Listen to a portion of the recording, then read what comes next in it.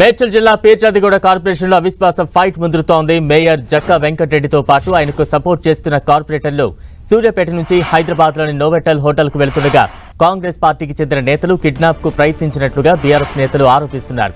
మాజీ MLA Sudheer Reddy డైరెక్షన్లోనే Congress party కార్పొరేటర్లు తమను వెంబడించారని పీర్జాదిగూడ మేయర్ జక్కా వెంకటరెడ్డి ఆరోపించారు. తమకు భయభ్రాంతులకు గురి చేశారని చెప్పారు. వారి నుంచి తప్పించుకుని మేడిపల్లిలోని తమ నివాసానికి ఎలాగోలా చేరుకున్నామన్నారు. కాంగ్రెస్ తీరును ఎక్స్లో నిలదీశారు మాజీ మంత్రి హరీష్ రావు.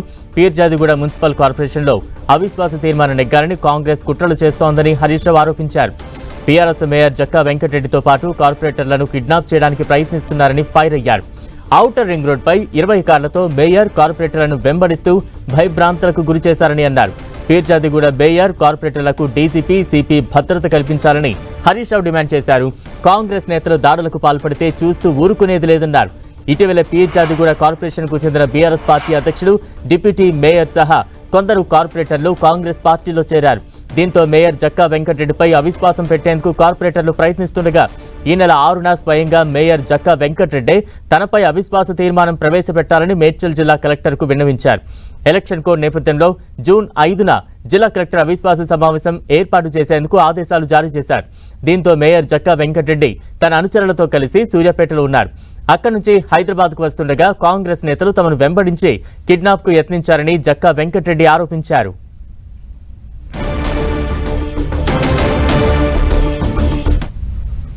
ఇదే అంశానికి సంబంధించి తాజా అప్డేట్స్ అందించేందుకు మా ప్రతినిధి రాముడు సిద్ధంగా ఉన్నారు. రాముడు, బలరాం, హైదరాబాద్ పక్కనే ఉండేటువంటి ఫిర్జాదిగూడ మున్సిపల్ కార్పొరేషన్ లో రాజకీయ డ్రామా అయితే కొనసాగుతుంది. బీఆర్ఎస్ లో ఉండేటువంటి వాళ్ళు డిప్యూటీ మేయర్ తో పాటు దాదాపు 15 మంది కాంగ్రెస్ లో చేరడం, ఆ తర్వాత చోటు చేసుకున్నటువంటి రాజకీయ పరిణామాల నేపథ్యంలో మేయర్ తనపై బల నిరూపణకు, అంటే తనపై తాను అవిశ్వాసంగా చెప్పొచ్చు, బల నిరూపణ ప్రకటించుకునే విధంగా ఆయన ఒక నోటీస్ ఇవ్వడం జరిగింది. అందుకు తగ్గట్టుగా కలెక్టర్ వచ్చే నెల 5వ తేదీకి అవిశ్వాసం కోసం అనుమతి ఇచ్చారు. అయితే ఈ నేపథ్యంలో రాజకీయ బలాబలాలు ఎవరికి వాళ్ళు నిరూపించుకునే విధంగా వాళ్ళ కార్పొరేటర్లను ఒక ఏరియాకు తరలించే విధంగా చర్యలు తీసుకున్నారు. ఈ నేపథ్యంలోనే నిన్న జరిగినటువంటి సంఘటనల నేపథ్యంలో మేయర్ జక్కా వెంకటరెడ్డి తన కార్పొరేటర్లతో గాని తన అనుచరులతో గాని హైదరాబాద్ కు వస్తున్నటువంటి తరంలో వారు తమను వెంబడించారు. దాంతో మేము ఔటర్ రింగ్ రోడ్ చుట్టూ తిరుగుతూ తమ ప్రాణాలను అరచేతిలో పెట్టుకుని ఇంటికి చేరుకున్నామని కూడా రాత్రి ఆయన ప్రకటించడం జరిగింది.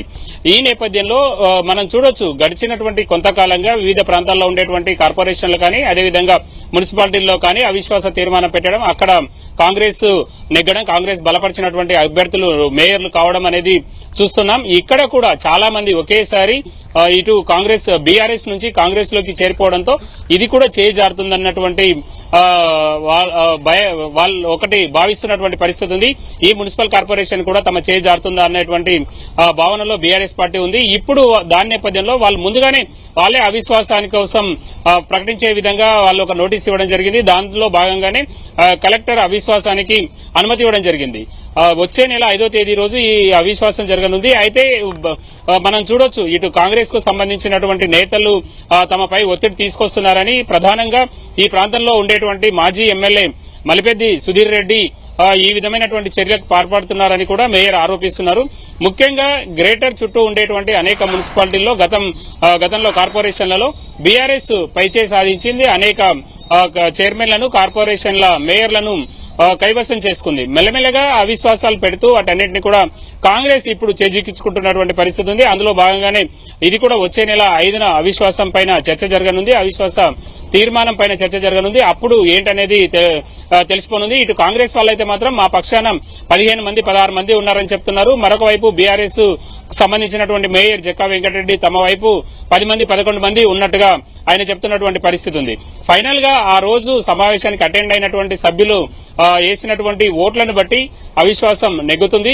దాని ద్వారా మేయర్ ఈయననే ఉంటారా, లేదంటే ఇప్పుడు కాంగ్రెస్ నుంచి ఇతరులు ప్రయత్నం చేస్తున్నారు కాబట్టి వాళ్ళు ఉంటారా అనేది చూడాలి. అయితే ఈ మున్సిపల్ కార్పొరేషన్ కు సంబంధించి జనవరి 25, వచ్చే ఏడాది జనవరి 25 వరకు ఇంకా కాలపరిమితి ఉంది. ఎవరు గెలిచినా కూడా అప్పటి వరకు మాత్రమే మేయర్ గా ఉండేటువంటి అవకాశం ఉంది. బలరాం, రాముడు, అంటే ప్రస్తుతం జక్కా వెంకటరెడ్డి ఎక్కడ ఉన్నారు? ఆయనకి ఎటువంటి బందోబస్తును ఏర్పాటు చేశారు?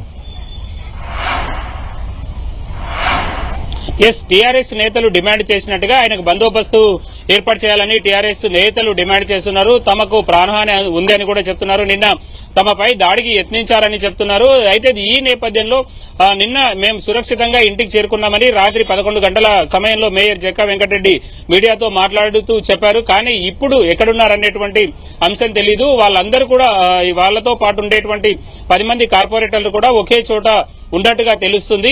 అయితే వాళ్ళంతా కూడా నిన్న రాత్రి ప్రకటించినటువంటి ప్రకారం మేము సురక్షితంగా ఉన్నామని చెప్పారు. కానీ ప్రస్తుతం వాళ్ళందరూ కూడా అంటే మేయర్ ఫోన్ కలుస్తలేదు. దాంతో వాళ్ళు ఎక్కడున్నారనేటువంటి అంశం అయితే ఇప్పుడు తెలీదు.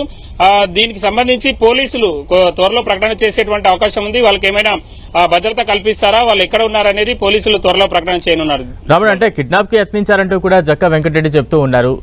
దీనికి సంబంధించి కాంగ్రెస్ నేతలు రియాక్ట్ అవుతూ ఉన్నారా? అయితే దీనికి సంబంధించి కాంగ్రెస్ నేతలు అదేవిధంగా డిప్యూటీ మేయర్ తో మాట్లాడడం జరిగింది. వాళ్ళైతే మాత్రం మేము చేయట్లేదు, వాళ్లే మాపై దాడికి యత్నం చేస్తున్నారనేది వాళ్ళు ఆరోపిస్తున్నారు. ప్రధానంగా రాజకీయ అంశం కాబట్టి ఒకరిపైన ఒకరు ఆరోపణలు ప్రత్యారోపణలు చేసుకుంటున్నటువంటి పరిస్థితి అయితే ఇక్కడ నెలకొని ఉంది. నిన్న జరిగిన దాని ప్రకారం నిన్న మొదట్లో మాపైనే దాడి చేశారని బీఆర్ఎస్ నేతలు అయితే చెప్పారు. కానీ కొద్దిసేపటి క్రితం డిప్యూటీ మేయర్ తో మాట్లాడినప్పుడు మాత్రం వాళ్లే తమపై దాడికి యత్నిస్తున్నారు తప్ప మేము వాళ్ళపైన ఎక్కడికి దాడికి యత్నించేటువంటి పరిస్థితి లేదు, మేము అలా చేయట్లేదు. ఎందుకంటే మా వెంబడి చాలా ఎక్కువ మంది ఉన్నారు, 16 మంది తమతో పాటు ఉన్నారని మేయర్ డిప్యూటీ మేయర్ శివ చెప్తున్నటువంటి పరిస్థితి ఉంది. ఈ విధంగా చూసినప్పుడు ఒకరిపై ఒకరు రాజకీయ ఆరోపణలు అయితే చేస్తున్నటువంటి పరిస్థితి ఉంది. ఇది ఎంతవరకు వెళ్తుంది అంటే ఇప్పుడు మనం చూడొచ్చు. ఈ అంశం పైన ఇప్పటికే మాజీ మంత్రి హరీష్ రావు ప్రకటన చేశారు. వాళ్లకు రక్షణ కల్పించాలి అని కూడా డిమాండ్ చేసినటువంటి పరిస్థితి ఉంది. ఈ నేపథ్యంలో ఇది ఇంకా ఈ రోజు మరింత ఈ కార్పొరేషన్ కు సంబంధించినటువంటి రాజకీయం మరింత వేడెక్కేటువంటి పరిస్థితులు అయితే కనబడుతున్నాయి. బలరాం. రైట్, థ్యాంక్ యూ రాముడు.